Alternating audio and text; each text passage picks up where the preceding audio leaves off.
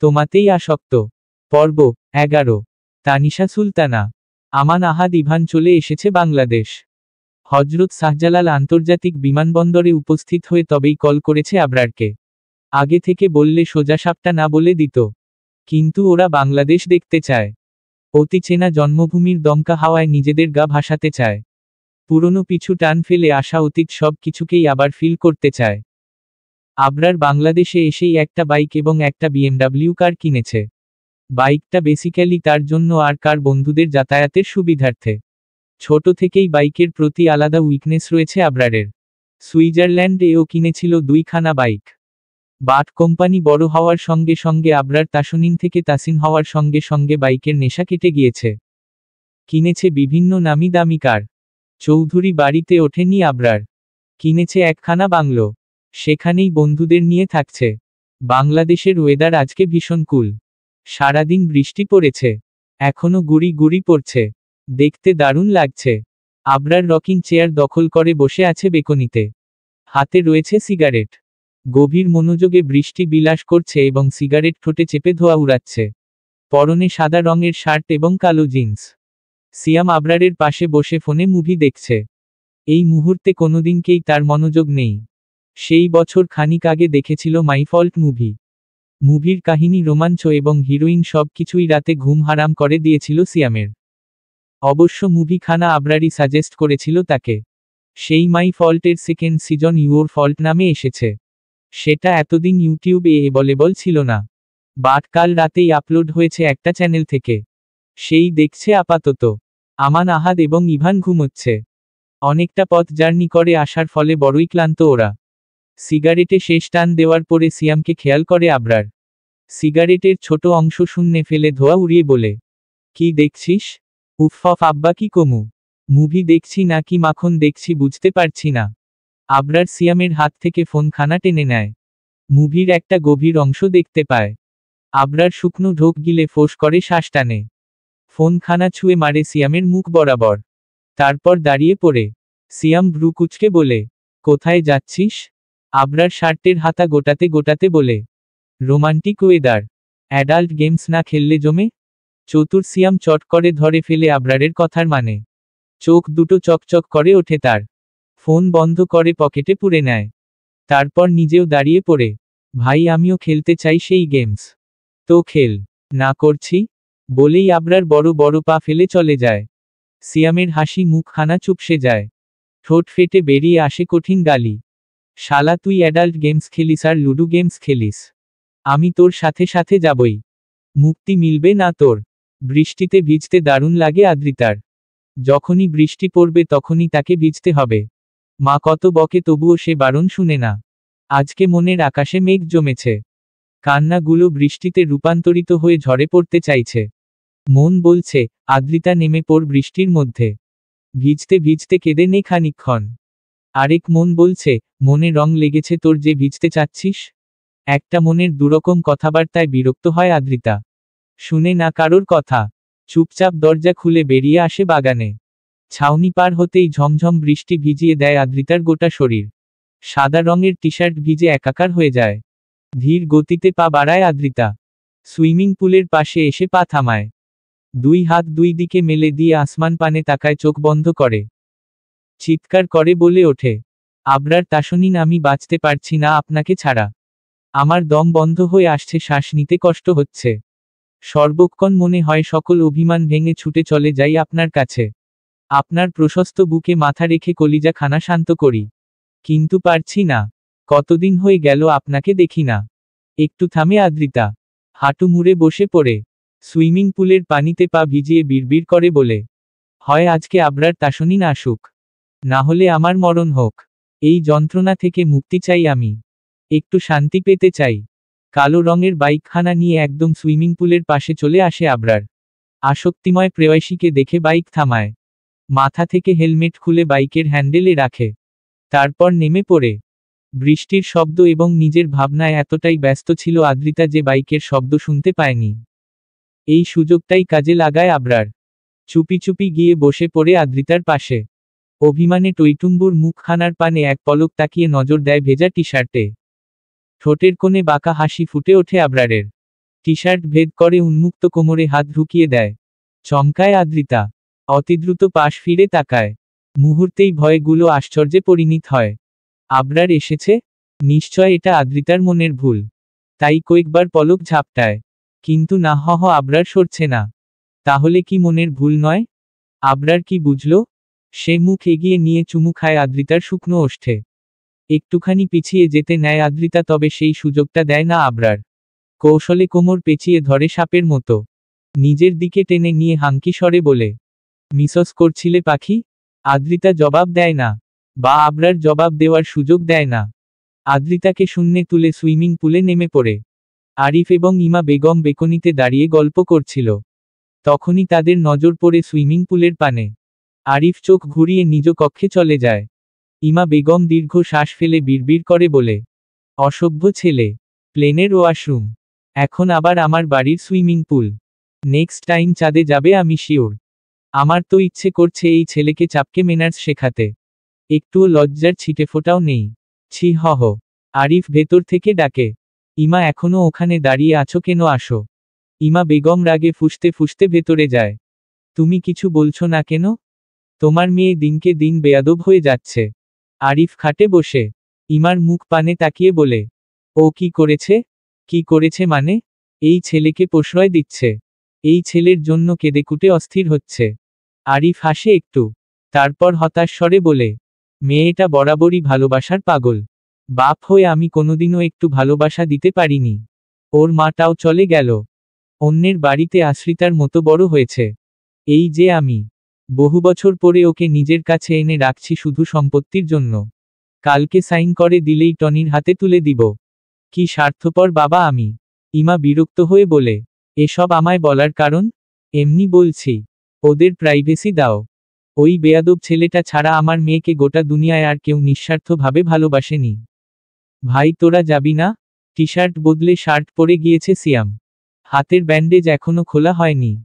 সেটার ওপরে পলিথিন প্যাচিয়েছে যাতে না ভিজে যায়। ভাঙাচোরা একখানা ছাতাও জোগাড় করে ফেলেছে ইতোমধ্যেই। সব শেষে বাকি বন্ধুদের নিকটে এসে বলে, এই আবরার সুইমিং পুলে বাসর করবে আজকে। তোরা যাবি না? আমান আহাদ কম্বল মুভি দিয়ে শুয়ে ফোন দেখছে। ইভান কথা বলছে একটা মেয়ের সঙ্গে। কিছুক্ষণ আগেই রং নাম্বার থেকে মিসকল এসেছিল। দয়ালু ইভান কল ব্যাক করেছে। ধরেছে মিষ্টি কণ্ঠের এক কন্যা। সেই থেকে মেয়েটির নাম পরিচয় জানার উসিলায় কথা বলেই চলেছে। সিয়ামের কথা শুনে ইভান নাক মুখ কুঁচকে ফেলে। কলখানা হোল্ড করে বলে, ছিহহ সিয়াম ছিহহ। তুই এতটাই অশ্লীল হয়ে গিয়েছিস যে মা বাবার বাসর দেখতে যাবি? আমান হাই তুলতে তুলতে বলে, আমি যেতাম ভাই। কিন্তু বৃষ্টির মধ্যে দাঁড়িয়ে দাঁড়িয়ে বাসর দেখলে নিজেরও ক্রেভিং উঠবে। তখন কি হবে? আহাদ বলে, মানুষের বাসর দেখে কি হবে? নিজে তো এখন পর্যন্ত একটা চুমুও খেতে পারলাম না। সিয়াম হতাশ হয়। এরকম আনরোমান্টিক বন্ধুগুলোই কপালে জুটেছিল। এদের দিয়ে কি হবে? কোনো কাজের না। মুখ বাঁকায় সিয়াম। বলে, ভাই তোরা মেয়ে পাবি কি করে? রোমান্টিক শব্দের ক ও তো বুঝিস না। ইভান চট করেই বলে, শালা আগে বানান শেখ। রোমান্টিক শব্দে ক নেই। তোর মুখটা বন্ধ রাখো। জ্ঞানী ব্যক্তি কথা বলতে শুরু করলে কথার মধ্যে নাড়িভুড়ি ঢোকানো ব্যাড ম্যানার্স। আমান বলে, ওয়েট অ্যা মিনিট। এখানে জ্ঞানীকে? আমি সহ তোরা সবাই তো মূর্খদের বাপ। হতাশ সিয়ামের বিরক্তি বেড়ে যায়, ফোঁস করে শ্বাস ফেলে বলে, জীবনেও বিয়ে হবে না তোদের। বাচ্চার মুখ দেখার সৌভাগ্য তোদের নেই। কলিকাতা হারবাল ছাড়া তোরা অচল। শালার দল। বলেই সে প্রস্থান করে। যাবে না আবরারের বাসর দেখতে। মীরজাফরের দল মনটাই ভেঙে দিল। কোথায় ভেবেছিল সবাই মিলে যাবে। চুপি চুপি দেখবে আবরার তাসনিন কিভাবে রোমাঞ্চ করে। কোথা থেকে শুরু করে। কোমর অবধি নীল রঙের পানি। অবশ্য পানি নীল নয়, গোটা পুলটাই নীল রং দ্বারা সাজানো হয়েছে বিধায় পানিও নীল দেখাচ্ছে। আবরারের পরনের সাদা রঙের শার্টখানা ভিজে গায়ের সঙ্গে লেপটে গিয়েছে। বড় বড় চুলগুলো ভিজে জবুথবু হয়ে কপালে ছড়িয়ে ছিটিয়ে রয়েছে। গোলাপি অধর জোড়ায় ফোঁটা ফোঁটা পানি। আদ্রিতা শুকনো ঢোক গিলে পলকহীন দৃষ্টিতে তাকিয়ে থাকে আবরারের মুখ পানে। ইচ্ছে করে গভীর চুমু এঁকে দিতে ওই অধর জোড়ায়। শার্টের বোতাম খুলে উন্মুক্ত বুকে ঠোঁট ডুবিয়ে দিতে। বড় বড় চুলগুলো মুঠো করে ধরে লম্বা মানবকে নিজের দিকে ঝুঁকাতে। কিন্তু পারছে না। মনের মধ্যে পুষে রাখা অসংযত রাগ বাধা দিচ্ছে। তীব্র ধিক্কার জানিয়ে বলছে, আদ্রিতা এই মানুষটিকে এড়িয়ে চল। তাকে করা কথা শুনিয়ে চলে যা নিজ কক্ষে। থাকিস না তার সামনে। সে কালো জাদু জানে। এখনই তোকে বশ করে নিবে। আদ্রিতা নিজের মনের কথা শোনার আগেই বোধ হয় কালো জাদু করে ফেলল আবরার। উন্মুক্ত কোমরে হাতের বিচরণ গাঢ় হয়। কোমরের এক পাশ হতে অন্য পাশে বিচরণ করে। পরপরই বড্ড আয়েসের সঙ্গে হাতের বিচরণ উপরে উঠতে থাকে। এবং হাঙ্কি স্বরে বলে, পাখি, can I kiss you? I can not. বাকিটা শেষ করার আগেই অবিশ্বাস্য এক কাণ্ড ঘটিয়ে ফেলে আদ্রিতা। আবরারের শার্টের কলার ধরে টেনে একটুখানি ঝুঁকিয়ে নেয়, তারপর তার পায়ের ওপর পা দিয়ে নিজের উচ্চতা একটুখানি বাড়িয়ে নেয় এবং কালো রঙের ছোট ছোট ঘন দাড়ির মাঝে থাকা গোলাপি অধর জোড়ায় নিজের অধর ছোঁয়ায়। ব্যাস এইটুকুই। এর বেশি কিছু করার সাহস বা শক্তি কোনোটাই নেই আদ্রিতার। আবরার হাতের বাঁধন শক্ত করে আদ্রিতাকে শূন্যে তুলে নেয়। ফিসফিসিয়ে বলে, গুড জব পাখি। ডার্ক রোমাঞ্চ শিখছ তাহলে? Pride of you. আদ্রিতা লজ্জা পেল বোধ হয়। আখি পল্লব বন্ধ করে ফেলে আটো একটা টান দেয় আবরারের শার্টের কলারে। তারপর দুজন হারিয়ে যায় অধরসুধা প্রাণ করার এক অদ্ভুত শিহরণে। বৃষ্টির স্রোত বাড়তে থাকে। সেই সাথে বাড়তে থাকে আবরার আদ্রিতার প্রণয়ের গভীরতা। বরাবরই আবরার তাসনিন বেপরোয়া, কিন্তু আজকে আদ্রিতা চৌধুরীও একটু বেপরোয়া হয়ে উঠেছে। তাল মেলাচ্ছে প্রাণপ্রিয় স্বামীর পাগলামিতে। আবরার যখনই আদ্রিতার টপস খুলতে উদ্ধত হয়, তখনই আদ্রিতা হুঁশ ফেরে। আতঙ্কিত নয়নে আবরারের পানে তাকিয়ে বলে, কেউ দেখে ফেলবে। বেপরোয়া আবরারের সেসব শোনার সময় নেই। সে নিজ কাজে মত্ত হতে উদ্ধৃত। এই পর্যায়ে আদ্রিতা বলে, আমার রুমে চলুন প্লিজজ। ওই তো রুম। আবরার ভ্রুকুচকে তাকায় আদ্রিতার মুখ পানে। তারপর শব্দ করে চুমু খায় ঠোঁটে। পরপরই কোলে তুলে নেয়। রুমের দিকে পা বাড়িয়ে বলে, ওকে হো পাখি। একটু খুশি হয় আদ্রিতা। মাথা রাখে আবরারের বুকে। সুইমিং পুলের সাথেই আদ্রিতার কক্ষে ঢুকে পুনরায় বেপরোয়া হয় আবরার। আদ্রিতার নরম তুলতুলে খাটখানায় শুইয়ে দেয় আদ্রিতাকে। পরপরই নিজের শার্ট খুলে ফেলে এবং আদ্রিতার টপসে হাত দেয়। আদ্রিতা নিজেও সাহায্য করে টপস খুলতে। তারপর আবরার তার পাখির ছোট্ট দেহখানায় নিজের রাজত্ব চালাতে থাকে বেপরোয়া ভঙ্গিমায়। ব্যথায় জর্জরিত আদ্রিতা আর্তনাদ করে উঠছে বারংবার। কখনো দাঁতে দাঁত চেপে সহ্য করে নেওয়াই চেষ্টা করছে। আবরার জোরে জোরে শ্বাস টানতে টানতে একটু থামে। আদ্রিতার ক্লান্ত মুখ পানে তাকিয়ে বলে, থেমে যাব পাখি? ব্যথা পাচ্ছ? আদ্রিতা আবরারের চুলের ভাঁজে হাত দিয়ে আশকারা দেয়। বৃষ্টির স্রোত কমে এসেছে। সেই সাথে ক্লান্ত দুটো মানুষ একে অপরের সঙ্গে লেপ্টে শুয়ে আছে। এতক্ষণ যেখানে ঘূর্ণিঝড় চলছিল, এখন সেখানে নীরবতা চলছে। আদ্রিতা আবরারের চুলের ভাঁজে হাত বুলাতে বুলাতে বলে, আবরার, আমি কখনোই আম্মু আব্বুকে একসাথে সুখে সংসার করতে দেখিনি। এক টেবিলে বসে খাবার খাইনি। কখনোই তিনজন একসাথে ঘুরতে যাইনি। এগুলো আমার অপূর্ণ ইচ্ছে। কিন্তু এখানে আসার পরে ইচ্ছেগুলো পূরণ গিয়েছে। আব্বু ভীষণ ভালো আছে। ওই আন্টি আর তার বাচ্চাদের সঙ্গে যে সুন্দর সময় কাটায়, দেখতে ভীষণ ভালো লাগে। আবরার শুনল কি কথা। সে আদ্রিতার বুকে ছোট ছোট চুমুতে ভরিয়ে দিতে থাকে। আদ্রিতা পুনরায় আবার বলে ওঠে, ওদের কিছু করবেন না আবরার। আমি মাফ করে দিয়েছি, আপনিও মাফ করুন। এবার আবরার জবাব দেয়, নো চান্স। আবরার তাসনিন মাফ করতে জানে না। আদ্রিতা আবরারের দুই গালে হাত রেখে বলে, আমার কসম আবরার, ওদের ছেড়ে দিন। আপনি তো শুধু ধ্বংস করতে জানেন, গড়তে জানেন না। আমার কাছে আসতে হলে ওদের ক্ষমা করতে হবে। আবরার উঠে পড়ে ফ্লোর হতে নিজের শার্ট খুঁজে সেটা গায়ে জড়িয়ে বলে, আমি আবরার তাসনিন সজ্ঞানে তোকে হৃদয় থেকে সরিয়ে দিলাম। না তোর পিছু নিব আর তোর কাছে আসব। আজকের পর থেকে তুই শুধু আমার ধ্বংসলীলা দেখবি।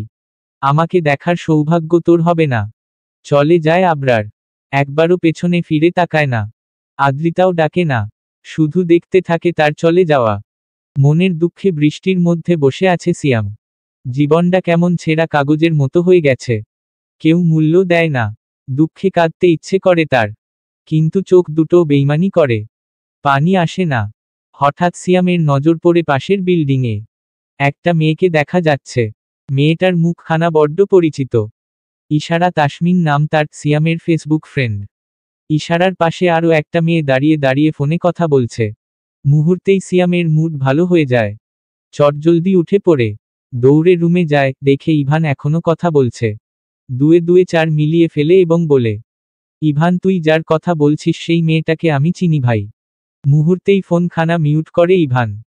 আমান আহাদও মনোযোগ দিয়েছে সিয়ামের পানে। দোস্ত তোরা হহ দেখতে চাইলে তাড়াতাড়ি আয়, বলেই সিয়াম আবারও নিজের জায়গায় চলে যায়। আর পেছনে পেছনে 3 বলদো দৌড় দেয়। ইভান কল কেটেছে, মেয়েটাও কান থেকে ফোন নামিয়েছে। ভীষণ সুন্দর দেখতে মেয়েটা। ইভান আবার কল করে, মেয়েটা আবার ফোন কানে নেয়। তার মানে এই মেয়ে ইভানের সাথে এতক্ষণ যাবৎ কথা বলছে। আমান দীর্ঘ শ্বাস ফেলে বলে, ভাই তোদের 2 পরীর ওখানে আমাদের পরী কোথায়? আহাদ হতাশার স্বরে বলে, মনে হয় জন্ম নিতে ভুলে গেছে। 4 জনই ভিজে জবুথবু হয়ে গিয়েছে। এখনই আবরার চলে আসে। বাইক থামিয়ে হেলমেট ছুঁড়ে মারে শূন্যে। বাইকে ফেলে বড় বড় পা ফেলে বাড়িতে ঢোকে। ইভান, আমান, আহাদ এবং সিয়াম 4 জনই আবরারের কাছে আসে। কিছু জিজ্ঞেস করার সাহস পায় না। আহাদ বলে, আমাদের তো জামাকাপড় নেই, এখন পরব কি ভাই? আমান থাপ্পড় মারে সিয়ামের পিঠে। শালা ভেজালি, এবার কি করব? সিয়াম ইনোসেন্ট ফেস করে বলে, আমরাই তো থাকি না একদিন উইথাউট ড্রেস আপে। আবরার নিজের ওয়ালেট সিয়ামের দিকে ছুড়ে দিয়ে বলে, 20 মিনিটে ড্রেস চাই আমার। আমান বলে, তুই যা হহ সিয়ামের সাথে, তোর তো বাইক আছে। আবরার কি মনে করে বলে, ওকে হহ, লেটস গো, বলেই পা বাড়ায়। সিয়ামও পেছনে পেছনে যায়। মেইন রোডে উঠতেই সিয়াম বলে, ভাই রাত 1টা বাজে, এখন শপিং মল খোলা থাকবে না। Any idea? তুই 5 মিনিট দাঁড়া, আমি এই বাড়ি থেকে জামাকাপড় চুরি করে নিয়ে আসছি। আবরার ভ্রু কুঁচকে তাকায়। সিয়াম আবার বলে, এটা ছাড়া উপায় নেই ভাই, তুই দাঁড়া একটু, বলেই সিয়াম দৌড়ে চলে যায়। দেয়াল টপকে বাড়ির ভেতরে ঢুকে পড়ে। উদ্দেশ্যে ইশারার কক্ষে গিয়ে তার সাথে একটু আলাপ করবে। কিন্তু বেলকনি বেয়ে যে রুমে ঢুকতে পারে সেই রুমে কেউ ছিল না। ছোট্ট একটা আলমারি আছে, তাতে পায়জামা, পাঞ্জাবি, শাড়ি, ব্লাউজ এবং ম্যাক্সি খুঁজে পায়। অসহায় সিয়াম উপায় না পেয়ে সেগুলো নিয়েই ফিরে আসে। শপিং করে এনেছিস? সিয়াম এবং আবরারকে দেখে বলে ওঠে আমান। ইভান এবং আহাদ তোয়ালে জড়িয়ে দাঁড়িয়ে আছে। সিয়ামের হাতে কতগুলো শপিং ব্যাগ। সে নিজের জন্য একটা রেখে বাকিগুলো ওদের দিয়ে দেয়। আবরার ইতোমধ্যেই ঢুকে পড়েছে ওয়াশরুমে। সিয়াম এখানেই শার্ট খুলে বড় সাইজের শার্টখানা পরে নেয় এবং জিন্স খুলতে খুলতে বেকনিতে যায়। আমান, ইভান এবং আহাদ নিজেদের শপিং ব্যাগ খুলে দেখে তাতে শাড়ি, ব্লাউজ, পেডিকোট, মেক্সি এবং 3 পিচ রয়েছে। ইভান চটজলদি 3 পিচ খানা নিয়ে নেয়। সে এটাই পরব। আহাদ মেক্সি নেয়। আমানের ভাগে পড়েছে শাড়ি। বিরক্ত আমান দাঁতে দাঁত চেপে বলে, ওই শালা সিয়াম, এগুলো এনেছিস কেন? সিয়াম বেলকনি থেকেই জবাব দেয়, ওরে হহ শালার ঘরের সুমুন্দি, এত রাতে শপিং মল খোলা নেই, পাশের বিল্ডিং থেকে চুরি করে এনেছি। অগত্য ওরা এসবই পরে নেয়। আবরার ওয়াশরুম থেকে বের হয়। তার পরনে সাদা পাঞ্জাবি এবং সাদা লুঙ্গি। লুঙ্গির ওপরে বেল্ট বেঁধেছে যাতে খুলে না যায়। সিয়াম পরেছে সাদা লুঙ্গি এবং কালো শার্ট। বাকিদেরও বাড়ি 3 পিচ মেক্সি পরা শেষ। সিয়াম বেলকনি থেকে রুমে আসে। ওদের দেখে বড় বড় নয়নে তাকিয়ে থাকে। আমানের ডিপজলের একখানা গান মনে পড়ে। আহা, ছোটবেলায় নাসরিন এবং ডিপজল অসাধারণ নাচের সঙ্গে গানখানার লিপসিং করছিল। সে শাড়ির আঁচল হাতে প্যাঁচাতে প্যাঁচাতে আবরারের দিকে এগোতে থাকে। সেই সাথে গাইতে থাকে, ওরে হহ আমার লুঙ্গিওয়ালা, লুঙ্গিটা তোর ভালো, পাঞ্জাবিটা ভোকলা সাদা, তুই যে বড় কালো। সঙ্গে সঙ্গেই সিয়াম আমানের শাড়ির আঁচল ধরে বলে, এত রস তোর এই অন্তরে শেষ হবে না খাইয়া, ওই কুতকুতি মাইয়া। ইভান এবং আহাদ এবার এগিয়ে আসে। আহাদ আবরারের লুঙ্গি ধরতে যেতেই আবরার কঠিন নজরে তাকায়। তো সে লুঙ্গি বাদ দিয়ে পাঞ্জাবি ধরে এবং বলে, প্লেনে চইরাছি কত গাড়িতে, আজকে আমি হাওয়াতে দুইলা আইসিরে তোর বাড়িতে।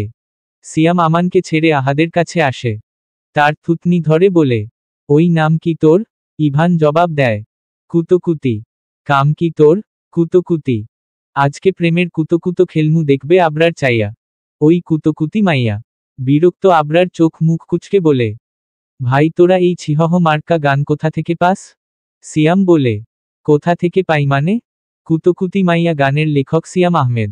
সুর দিয়েছে আমান, মিউজিক বাজিয়েছে ইভান, আর তাল দিয়েছে আহাদ। কি রে তোরা বল? আবরার সেখান থেকে চলে যেতে যেতে বলে, ফার্স্ট টাইম তোর চাপাবাজি বিশ্বাস করলাম। এরকম জঘন্য গান তুই ছাড়া আর কেউ লিখতেই পারে না। সুখগুলো দিলাম তোমায়, সাজিয়ে রেখো যত্নে। আমি তোমার আপন ছিলাম বুঝবে তুমি কবে? অবহেলা আর অপমানে হৃদয় করলে আঘাত। ভালোবাসার পরিবর্তন দুঃখই শুধু পেলাম। ব্যথায় জর্জরিত দেহখানা অশ্রুকনায় টইটুম্বুর আখি পল্লব 103 জ্বর শরীরে নিয়ে পড়ার টেবিলে বসেছে আদ্রিতা। নিজে পড়ালেখা করার জন্য নয়, নিজের মধ্যে লুকিয়ে থাকা কিছু তিক্ত বক্তব্যগুলো কাগজে কলমে প্রকাশ করার জন্য। গায়ে এখনো বিছানায় থাকা চাদরখানা জড়িয়ে আছে। ঠোঁটের কোণে রতগুলো শুকিয়ে জমাট বেঁধেছে। গলায় জল জল করছে আবরারের দেওয়া ক্ষত চিহ্ন। কাপা কাপা হাতে কলম নাড়িয়ে লিখতে শুরু করে। প্রিয় আব্বু, তুমি আমার ভীষণ প্রিয় ছিলে, এখনো আছো। ছোটবেলায় বুঝতাম না তুমি কি করেছ। কি তোমার অপরাধ? সব তো ঠিক ছিল। তুমি আমি আম্মু 3 জন মিলে সুন্দর সংসার ছিল। সারাদিন শেষে তুমি একবার কল করতে, আমি আর আম্মু সেই কলের জন্য অপেক্ষা করতাম। জানো সারাদিন আমি আর আম্মু পরিকল্পনা করতাম, কি বলবো তোমায়।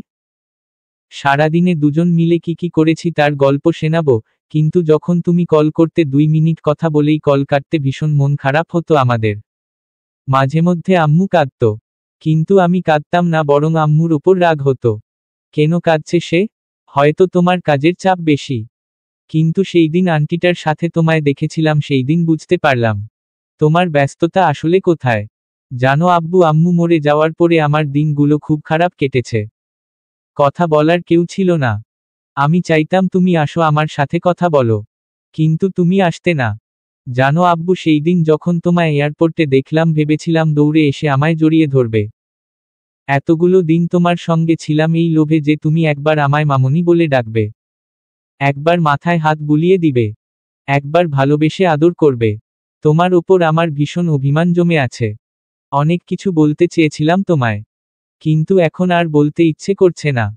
শুধু এইটুকুই বলবো, তুমি ভালো থাকো, সুখে থাকো, সুস্থ থাকো। তোমার সন্তান আর স্ত্রীকে নিয়ে তোমার দিনগুলো সুন্দর কাটুক। আব্বু, আমি এখনো তোমায় ভীষণ ভালোবাসি। যতদিন বেঁচে থাকবো তোমায় ভালোবাসবো। তুমি আমার সুপারহিরো। ইতি, তোমার অপ্রিয় মেয়ে। লেখা শেষ করে একবার নজর বুলায় আদ্রিতা। সব ঠিকঠাক আছে তো? ঠিকঠাক তো আছে, তবে কয়েক ফোঁটা চোখের পানি ভিজিয়ে দিয়েছে চিঠিখানা। তবুও লেখাগুলো স্পষ্ট বোঝা যাচ্ছে। তারপর চিঠিখানা খাটের ওপর রাখে, যাতে উড়ে না যায় সেই জন্য বাটন ফোনখানা রেখে দেয় চিঠির ওপর। আজকে থেকে তোমাদের সবাইকে মুক্তি দিলাম। আমি না থাকলে সবাই ভালো থাকবে। ইতি বেগম অনেকগুলো জামা কিনে দিয়েছে আদ্রিতাকে। সবগুলো নতুন জামার মাঝখানে আবরারের কিনে দেওয়া গাউনখানাও রয়েছে। সেই গাউনটা তুলে নেয়, বিছানা চাদর ফেলে জামাখানা পরে নেয়। অতঃপর গুটি গুটি বেরিয়ে যায় এই বাড়ি থেকে। বৃষ্টির স্রোত এখনো কমেনি। কয়েক সেকেন্ডেই আদ্রিতা ভিজে গিয়েছে। আরিফ নিজের রুমের বারান্দায় দাঁড়িয়ে ছিল। কোনো এক অজানা কারণে তার ঘুম আসছিল না। হঠাৎ নজর পড়ে বাড়ির মেইন গেইটে। আদ্রিতাকে বেরিয়ে যেতে দেখে বুকের ভেতরটা কেঁপে ওঠে ওনার। পিছু ডাকতে গিয়েও ডাকে না। যাক চলে। তিনি অতিদ্রুত চলে যায় আদ্রিতার কক্ষে। ওনার মনে হচ্ছিল কোনো না কোনো চিরকুট রেখে গিয়েছে আদ্রিতা। হৃদয়ে জমানো কথাগুলো বাবাকে বলে গিয়েছে। সিয়াম বড়ই চিন্তিত। সে ক্ষণে ক্ষণে আবরারের কক্ষে উকি দিচ্ছে। ইচ্ছে করছে কক্ষে ঢুকে পড়তে, কিন্তু ভয় পাচ্ছে যদি বকে বা মাইর দেয়। কিন্তু নিজের লোভী মনকে দমাতেও পারছে না। অবশেষে মনের সঙ্গে যুদ্ধ করে বুক ভর্তি সাহস নিয়ে কক্ষে ঢুকে পড়ে। আবরার রকিং চেয়ারে বসে আছে, দৃষ্টি শূন্যে, ঠোঁটের ভাঁজে সিগারেট। ডান হাত আঘাতপ্রাপ্ত, থেতলে গিয়েছে, টপ টপ করে রত ঝরছে। সিয়াম বিচলিত হয়। কাবার থেকে ফার্স্ট এইড বক্স বের করে আবরারের পাশে গিয়ে বসে। আঘাতপ্রাপ্ত হাতখানা আলতো করে ছুঁয়ে দিয়ে ব্যথিত স্বরে বলে, কি হয়েছে ভাই? নিজেকে কষ্ট দিচ্ছিস কেন? আবরার জবাব দেয় না। সিগারেটে শেষ টানে সেটা ফেলে দেয় এবং তখনই আরেকটা সিগারেট নিয়ে সেটা ঠোঁটের ভাঁজে পুড়ে নেয়। লাইটারের সাহায্যে তাতে আগুন জ্বালায় এবং সুখময় টান দেয়। আমি কি খুব খারাপ সিয়াম? অসহায় শোনালো কি আবরারের কণ্ঠস্বর। আবরার তা শোনেন, সে সব সময় নিজের মনের কথা শোনে। কারো কমপ্লিমেন্ট পাওয়া পছন্দ নয় তার। সেই আবরার তাসনিন আজকে সিয়ামের কাছে নিজে সম্পর্কে জানতে চাচ্ছে। আশ্চর্য বিষয় না? সিয়াম তুলোয় স্যাভলন মাখিয়ে তা আবরারের হাতের ক্ষতস্থানে চেপে ধরে বলে, তুই খুব ভালো ভাই। আমার আবরার কখনো খারাপ হতে পারেই না। আবরার ঠোঁট বাঁকিয়ে একটু হাসে, তারপর ফোঁস করে শ্বাস টেনে বলে, সেই ছোটবেলায় বাবা মারা গেল। বাবার মৃত্যুর আগের কাহিনীর সাক্ষী আমি। মা যখন আরিফ রহমানের সাথে কথা বলছিল বাবার সঙ্গে আমিও দেখেছিলাম। ভেবেছিলাম মাকে কিছু বলবো, কিন্তু বাবা তার মাথায় হাত রেখে বলল, আবরার তোকে আমার কসম, তাকে কিছু বলবি না। বাবার একটা কসম আমার থেকে বাবাকে কেড়ে নিল, সেই একই কসম আজকে আদ্রিতা দিল। থামে আবরার। সিয়াম হা করে তাকিয়ে থাকে আবরারের মুখ পানে। চোখের কুর্নিশ বেয়ে এক ফোঁটা অশ্রুকণা গড়িয়ে পড়ল। সেটা সিয়াম স্পষ্ট দেখে ফেলেছে। আবরার কাঁদছে। এই আবরার, আদ্রিতাকে আমি গিয়ে নিয়ে আসি। ভাই তুই কষ্ট পাচ্ছিস, আমি ওকে এনে দিতে পারবো, তুই শুধু একবার বল। আবরার সিয়ামের হাত ধরে। ওকে আমার চাই না, ওকে ছাড়া তুই 2 দিনও থাকতে পারবি না ভাই। ও তোর ভালো থাকার মেডিসিন, থাকতে না পারলে মরে যাব, তবুও ওকে লাগবে না আমার। সিয়াম আর কিছু বলে না, চুপচাপ আবরারের হাতে ঔষধ লাগিয়ে দিতে থাকে। মনে মনে ভাবতে থাকে অন্য কিছু। আদ্রিতাকে আনতে হবে। কিভাবে আনবে? কোথায় আছে আদ্রিতা? আবরার আবার বলে, কালকেই সুইজারল্যান্ড ব্যাক করছি, সব কিছু গুছিয়ে রাখিস। ব্যান্ডেজ করা শেষ। বক্স গুছিয়ে দাঁড়ায় সিয়াম। নিজের ভাঙা হাতখানা এগিয়ে আবরারের মাথায় হাত বুলায়। ভাই আমি সব ব্যবস্থা করে ফেলব, তুই রেস্ট কর, বলেই সিয়াম চলে যায়। আবরার এবার হেসে ফেলে, বিড়বিড় করে বলে, পাগল একটা। আমান আহাদকে ঘুম থেকে ডেকে তোলে সিয়াম, এবং 3 বন্ধু মিলে তখনই বেরিয়ে পড়ে আদ্রিতাকে খুঁজতে। আবরারের খেয়াল রাখার জন্য ইভানকে রেখে যায়। পই পই করে বলে, কুমিরের মতো না ঘুমিয়ে আবরারকে চোখে চোখে রাখবি। বৃষ্টি কমেছে শেষ রাতের দিকে। কমেছে বলতে একদমই নাই হয়ে গিয়েছে। এতক্ষণ আসমান কালো মেঘে ঢেকেছিল, কিন্তু এখন 2-1টা তারা ফুটেছে। থালার মতো বিশাল চাঁদ পূর্ব দিকে ঢলে পড়েছে। চারিদিকে শ্রুতি মধুর সুরে ভেসে আসছে আজানের শব্দ। আদ্রিতা হাঁটছে, মাথা নিচু করে বিরতিহীন হেঁটেই চলেছে। কোথায় যাচ্ছে, কেন যাচ্ছে জানা নেই তার, শুধু এইটুকু জানে, চলে যেতে হবে বহুদূরে, অতিপ্রিয় মানুষের নিকটে আর ফেরা যাবে না। নিজেকে বাঁচিয়ে রাখতে হবে নিজের দায়িত্বে, কারো ঘাড়ে বোঝা হওয়া চলবে না। জামাকাপড় ভিজে জবুথবু হয়ে আছে, চুল হতে টপটপ করে পানি পড়ছে। ভোরের শীতল বাতাসে শরীর কাঁপিয়ে তুলছে। ভাইয়া গাড়ি থামাও, জলদি। ইশারা এবং আসিফ হাসপাতাল থেকে বাসায় ফিরছিল। বৃষ্টির কারণে আটকে পড়েছিল হাসপাতালে। বৃষ্টি কমতেই বাড়ির উদ্দেশ্যে রওনা হয়েছে। হঠাৎ করে ইশারা একটা মেয়ে দেখতে পায়, এলোপাতাড়ি হাঁটছে। আসিফ গাড়ি থামায়, বিরক্তিতে চোখ মুখ কুঁচকে তাকায় ইশারার পানে। শুধায়, কি হয় তোর, সব সময় বিরক্ত কেন করিস? ইশারা হাতের আঙুলের সাহায্যে রাস্তার পানে দেখায়। ল্যাম্পপোস্টের আলোতে একটা মেয়েকে স্পষ্ট দেখা যাচ্ছে। আসিফের মুখ ফসকে বেরিয়ে আসে, আদ্রিতা এখানে। ইশারা ভ্রু কুচকায়, তুই চিনিস ওকে? জবাব দেয় না আসিফ। অতিদ্রুত সিটবেল্ট খুলে নেমে পড়ে গাড়ি থেমে বড় বড় পা ফেলে এগিয়ে যায় আদ্রিতার নিকট। ইশারাও আসিফকে ফলো করে। আদ্রিতা তুমি এখানে কেন? পরিচিত কণ্ঠস্বর শুনে থামে আদ্রিতা, ঘাড় ঘুরিয়ে পেছনে তাকায়। আসিফকে দেখে একটু হাসার চেষ্টা করে বলে, এমনি এমনি এমনি কেউ এত রাতে রাস্তায় হাঁটে? পাগল ভেবেছ আমাদের? সত্যি কথা বলো, নাকি বাড়ির পথ ভুলে গেছো? ইশারার কথায় আদ্রিতা ঘাবড়ায়। নিজের দুর্বলতা বুঝতে দেওয়া যাবে না। বলতে পারবে না, আবরার তাসনি নামায় ফেলে চলে গেছে, এখন আমার কেন জায়গা নেই যাওয়ার। আদ্রিতা? আসিফের ডাকে ভাবনার জগৎ থেকে বের হয় আদ্রিতা। থেমে থেমে বলে, বাড়ির পথ ভুলে গিয়েছি। আসিফের বিশ্বাস হলো না, তবুও যেতে পুনরায় ঘাটায় না, বরং বলে, গাড়িতে ওঠো, পৌঁছে দিচ্ছি। নাকচ করতে পারে না আদ্রিতা। বিনা বাক্যে মাথা নেড়ে সম্মতি প্রদান করে, এবং ইশারার সঙ্গে গিয়ে গাড়িতে বসে। আসিফ ওদের পেছনে পেছনে যায়। ইশারা প্রচুর কথা বলে, সে তার মতো করে আদ্রিতাকে এটা ওটা বলেই যাচ্ছে। আদ্রিতা হ্যাঁ হুতে জবাব দিচ্ছে। এক পর্যায়ে ইশারা বলে, তোমার বাড়িতে কে কে আছে? আদ্রিতা খানিকক্ষণ তাকিয়ে থাকে ইশারার মুখ পানে। মনে মনে ভাবে, তার কি আসলেই বাড়ি আছে? কেউ কি আছে তার, ভালো সময় কিংবা খারাপ সময়ের সঙ্গী? কেউ কি আছে যে তাকে ভালোবাসে, বুকে আগলে রাখে, মন খারাপে সঙ্গ দেয়? নাহহ অনেক ভেবেও কাউকে খুঁজে পায় না আদ্রিতা। আখি পল্লবে অশ্রু জমে আনমনে বলে ওঠে, আমার কেউ নেই, কখনোই কেউ ছিল না, কেউ ভালোবাসেনি আমায়, কেউ কখনো বুকে জড়িয়ে বলেনি, আমি তো আছি।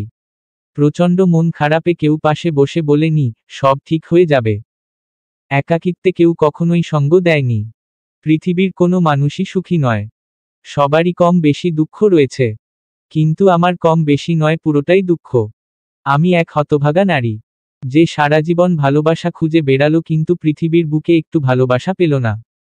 ইশারা অবাক নয়নে তাকিয়ে থাকে আদ্রিতার মুখ পানে। চমকেছে বেশ। আসিফের বুকের ভেতরটা কেঁপে ওঠে। সিয়াম, আমান, আহাদ এবং ইভান পাগলের মতো খুঁজে চলেছে আদ্রিতাকে। তাদের কানে খবর পৌঁছে গিয়েছে যে আদ্রিতা আরিফের বাড়ি থেকে বেরিয়েছে। সেই থেকে ওরা খুঁজছে। 4 জন 4 দিকে ছড়িয়ে পড়ছে। চোখে মুখে আতঙ্কের ছাপ। আদ্রিতা হারিয়ে গেলে কি হবে? আবরার মুখে যাই বলুক, কিন্তু ওরা জানে, এই মেয়েটি হারিয়ে গেলে আবরার তাসনিন বাঁচবে না। কিছুতেই বাঁচবে না। ভোরের আলো প্রায় ফুটে উঠেছে, এখনো আদ্রিতাকে খুঁজে পায়নি ওরা। হতাশ সিয়ামের কান্না পাচ্ছে। হাঁটু মুড়ে বসে পড়ে রাস্তার পাশে। তখনই দেখতে পায় টনি এবং ইমা রাস্তার পাশে থাকা আইসক্রিমের দোকানের পাশে দাঁড়িয়ে কিছু একটা নিয়ে আলোচনা করছে। তখনই সিয়ামের মাথায় একখানা আইডিয়া চলে আসে। যাদের জন্য আজকে আদ্রিতা আবরারের সঙ্গে নেই তাদের একটু সাজা দেওয়াই যায়। ভাবতে ভাবতেই কল করে বাকি বন্ধুদের। আবরারকেও টেক্সট দিতে ভুলে না। তারপর 4 বন্ধু জড়ো হয়ে পা টিপে টিপে এগিয়ে যায়। আইসক্রিম দোকানের সামনে গিয়ে 4 জন গলা ফাটিয়ে চিৎকার করে ওঠে, হাই আল্লাহ, এইখানে 2 জন বুইড়া মানুষ পিরিতি করতেছে। কে কোথায় আছেন তাড়াতাড়ি এগিয়ে আসেন। দেখে যান আমাদের মতো যুবকদের ছক্কা মেরে কিভাবে রাস্তার মধ্যেই ডার্ক রোমাঞ্চ করার শুরু করছে। বলতে বলতে আহাদ গিয়ে টনিকে ধরে, আমান ইমাকে। সিয়াম ওদের থামিয়ে নিজে কবিতার সুরে বলে, ছিহহ ছিহহ ছিহহ, এক পা গেছে কবরে, তবুও আপনাদের ভাটা পড়ে নি যৌবনে। এই জন্যই কবি গুরু বলেছিলেন, ওহে বৎস সিয়াম, এক যুগ আসিবে দেখিস 60 বছরের বুড়িও সাজিবে জোয়ান।